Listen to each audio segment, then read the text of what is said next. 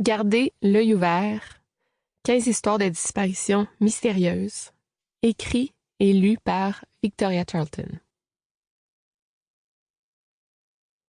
Introduction.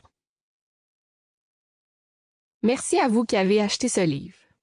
Que ce soit en ligne, dans une pharmacie, dans un aéroport, que vous l'ayez emprunté à un ami, loué à la bibliothèque ou trouvé dans une librairie usagée.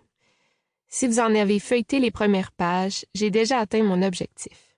Donner de la visibilité à des histoires oubliées. Si vous aimez le monde du true crime, vous avez fait un bon choix en vous procurant ce livre. Si vous ne connaissez rien à ce genre, je préfère vous prévenir tout de suite.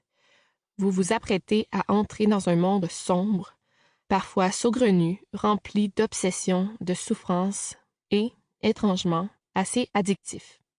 Croyez-moi, une fois qu'on y a plongé, on n'en sort jamais. Les 15 histoires de disparition que j'ai choisies me hantent depuis des mois, voire des années. Chacune d'elles renferme son lot de mystères et de questions sans réponse. Chacune est unique et hors du commun.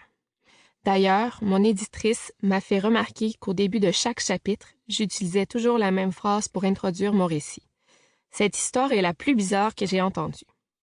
J'ai dû limiter cette formule pour ne pas tomber dans la répétition, mais, en fait, je le pense sincèrement. Chacune des disparitions relatées dans ce livre est juste complètement incroyable.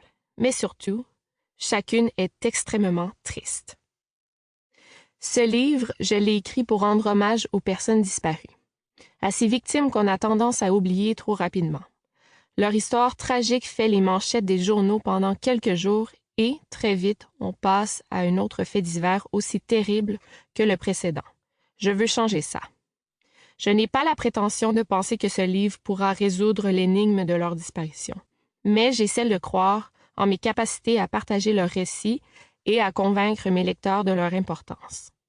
J'ose espérer que ce livre nous rapprochera un peu plus de la vérité et que, réellement, les gens seront plus attentifs et qu'ils garderont l'œil ouvert. Chapitre 1. Lauren Rahn, évanouie dans la nuit. Il est 1h15 du matin, ce dimanche 27 avril 1980, quand Judith entre dans son immeuble. L'édifice est plongé dans l'obscurité. « Avons-nous eu une panne de courant ?» demande-t-elle à son conjoint. Elle réussit à voir que chacune des ampoules au plafond a été dévissée. « Qui ferait une telle chose ?» dit Judith. « Ce n'est probablement qu'une mauvaise blague faite par les enfants du quartier. » Sample complete. Ready to continue?